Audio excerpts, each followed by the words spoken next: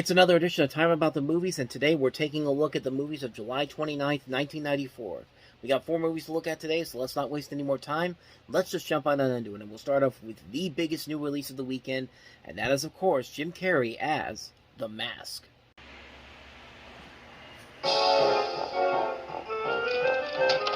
This is the story of Stanley Ipkiss. Stanley, you are the nicest guy. Really, you are. His job is at the bank. You're 40 minutes late. Now, that's the same as stealing. I'm sorry, Mr. Dickey. It'll never happen again. He loves his dog. Come on, you don't drop it. He's polite to his landlord. Ipkiss, do you have any idea what time it is? You know, Mrs. Penman, What? Nothing. And the most exciting thing in his life are his pajamas. But now, hey, you! What are you doing down there? I'm just looking for my mask.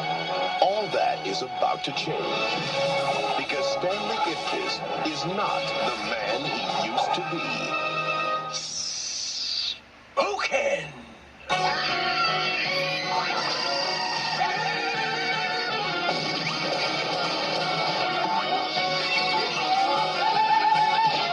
It's like it brings your innermost desires to life. You become some sort of a love-crazy wild man. I want him here tomorrow, alive. Now, you have to ask yourself one question. Do I feel lucky? Do you? Punks? Ace Ventura's Jim Carrey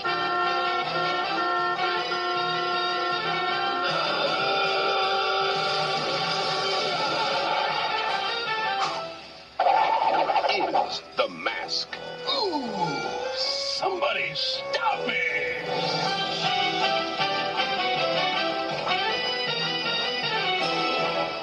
That's how you market a movie.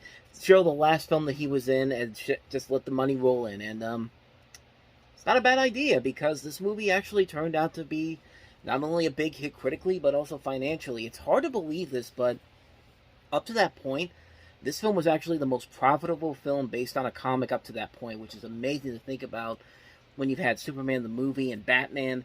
This thing only cost about $20 million, which is unheard of for a movie like this, and it brought in over $350 million worldwide.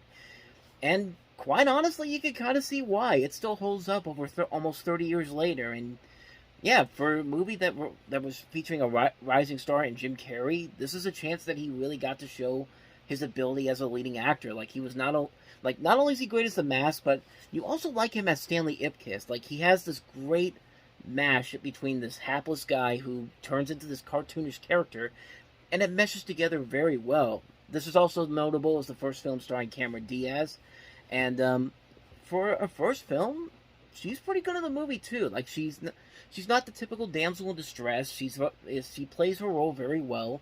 In fact, the movie plays with your expectations a lot throughout the course of the film, and the visuals for this movie surprisingly hold up for the most part. This movie has a lot of great visuals. Obviously, it's meant to be photorealistic, cartoonish effects, which it's hard to believe that over 30 years later, this stuff still holds up for a number of reasons. Like, this was right up there with this was nominated for an Oscar for Best Visual Effects, but lost, of course, to Forrest Gump, which, I don't know, as much as I like Forrest Gump and its effects, I would say this is probably better, but, yeah, for the most part, the movie still works pretty well. It works on a number of levels. There are a couple little nitpicky things here and there. Mostly the villain's kind of a lackluster villain. Like, he's playing it way too seriously, and I guess he realized that they weren't filming the actual comic book, because that's the funny thing about this movie. I bet a lot of people never realized when this movie came out that this was based on a much more serious comic book series. Not too serious, because of course the character still plays like the character in the movie, but obviously here there's more of an emphasis on the cartoonish aspect than the straight up violent, over the top escapades in the comic books, which, I don't know, it would be kind of interesting to see them actually try to do that nowadays with movies now like Deadpool and Suicide Squad coming out. But I don't know if we'll ever see that, but hey, at least we still got a great movie out of The Mask. And yeah, it was coming at a time when Jim Carrey's star power just kept growing and growing and growing, and 1994, like I said before, was a very good year for him, and this is probably the best movie that came out of his in 94, so I mean, I don't have any more to say about it. The Mask is just a fantastic film. If you haven't seen it by now, see it. You're doing yourself a huge disservice by not doing so. So anyway, with that said, let's move on to another movie. Another comedy, this time Nicolas Cage and Bridget Fonda starring in It Could Happen to You. Well, the Lotto jackpot has grown to over $64 million. It all started with a lottery ticket. You got the numbers wrong! Wrong? An honest cop. And a waitress. Probably you've had good luck your entire life, which is the opposite of me. In the middle of a very bad day. Just don't have enough for a tip. I'll live. Lottery ticket? If this ticket wins, I'll come back tomorrow and split the proceeds. And if it doesn't, I'll still come back and leave you a tip. What do you think? I think I'm never going to see you again. What happened next? 64.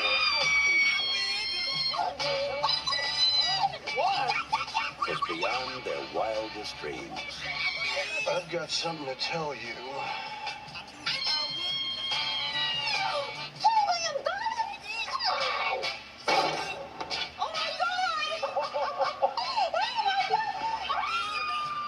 This is a story of money. Why didn't you stop at half? Why didn't you just give her all the money? Would you get off like that? The things it can buy. Just a quick stop at Tiffany's, darling, and I'll be born again. And the one thing You're doing great. it can't. Oh, no. TriStar Pictures presents It's nice to meet somebody who you can just talk with, you know, and hang. This lottery thing, it's from one day to the next. It's like you become this other person. Ladies and gentlemen, I just won the lottery, and tonight's ride home is on me and Miss Yvonne Beyonce. She'll put you in a straitjacket and take you to the loony bin. Nicolas Cage, It's like we're on two different channels now. I'm CNN. She's the Home Shopping Network. Bridget Fonda, It's like a fairy tale. Rosie Perez, Woman with the heart of gold. It Could Happen to You.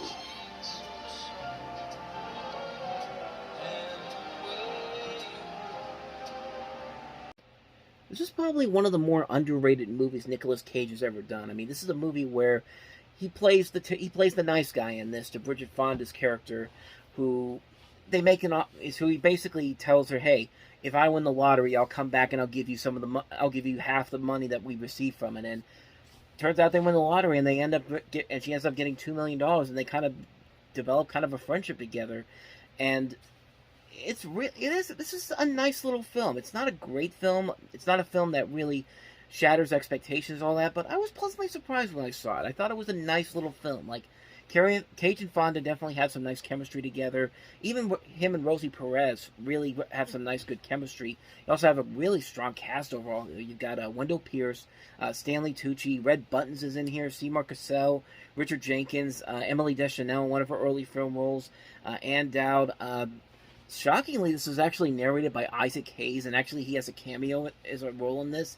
Like, that was something that really took me off guard, that he plays kind of a more simpler role than what we're used to seeing from Isaac Hayes. But the movie overall is a ton of fun. I like that it does play with your expectations. It doesn't give you the typical rom-com ending that you think it's going to end up being.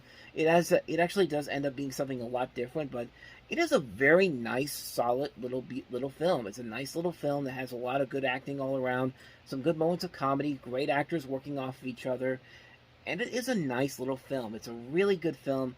I enjoyed it a lot. It Could Happen to You. Great, great film. So, with that said, let's move on to the next movie, and that is the family film Black Beauty. Warner Brothers Family Entertainment invites you to share the joy and excitement of a special motion picture about a horse named Black Beauty. His remarkable magic changed the lives of all who knew him.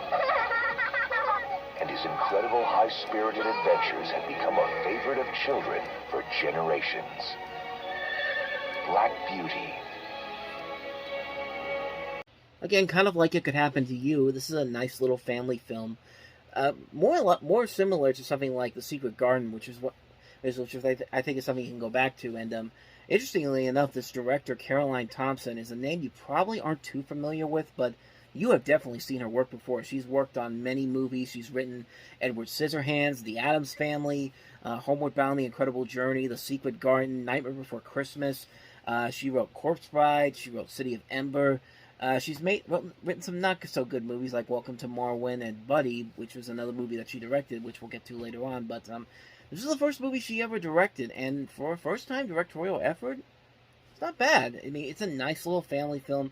It kind of does what Lassie did the week before. It modernizes a classic story for a new generation. It is a nicely told story. It's got some great actors in here. Sean Bean's in here, David Thewlis.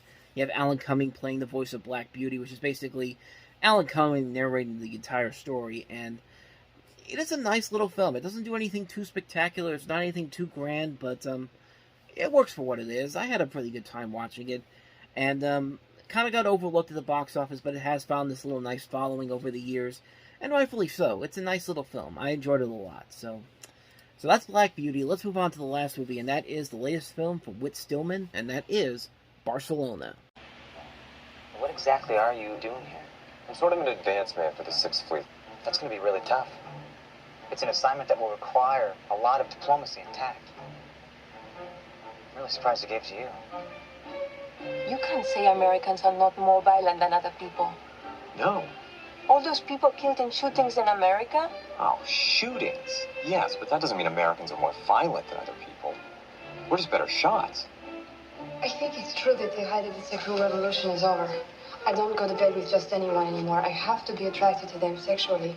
But I always thought that women had to have some kind of profound emotional bond with a man before they became interested in a relation of that kind. Oh, no. I don't think anti-Americanism is really all that significant a phenomenon. It's certainly nothing to take personally. But you seem very intelligent for an American. Well, I'm not. Have you ever heard of the Marquis de Sade? Ted's a great admirer of de Sade. You see that odd expression on his face? Under the apparently very normal clothes he's wearing are these narrow leather straps drawn taut so that when he dances... What?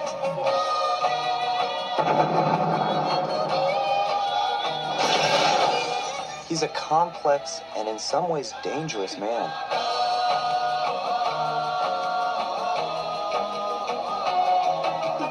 Just once, I'd like to go out with a girl not convinced I'm encased in black leather underwear. That bothers you? I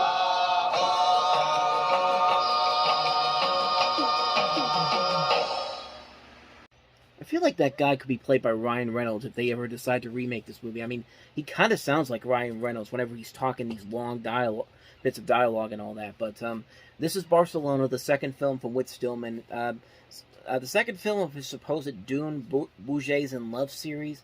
Even though the three films are very much independent of each other, except for some cameos in the other movies. The first one, of course, I mentioned was Metropolitan, and the last one was The Last Days of Disco. Coincidentally, all three of them came out within a 4-year span period. But I've never seen this one before, so I can't really go into it too much, though. I have seen a couple of these Whit Stillman movies. I've seen Actually, I've only seen one, now that I'm looking at it. The Last Days of Disco is the only one I ever saw, and I thought that movie was alright, but I've never seen these other movies, so I can't really delve into this director's work in the past, but I mean, it could be good. I mean, I've seen some good things about it, and I mean, it looks kind of alright for what it is, so that's pretty much all I got for you on that one. That's Barcelona. And so on that note, we wrap up another edition of Time About the Movies. Next time we meet, we'll delve into the first weekend of August 1994, August 5th, with 4 movies, including Harrison Ford back as Jack Ryan in Clear and Present Danger, another classic series being brought up into the modern age, The Little Rascals. We'll also look at Brendan Fraser, Steve Buscemi, and Adam Sandler in the comedy Airheads, and also Eat, Drink, Man, Woman. So 4 movies to look at next time around, and we'll delve into those on the next episode. But until then, thank you very much for watching, and if you want to see more videos like this, please hit the playlist on the next page, check out the previous episode, and I will see you guys tomorrow for another episode. So thank you for watching, I'll see you next time, and until then, as always, take care.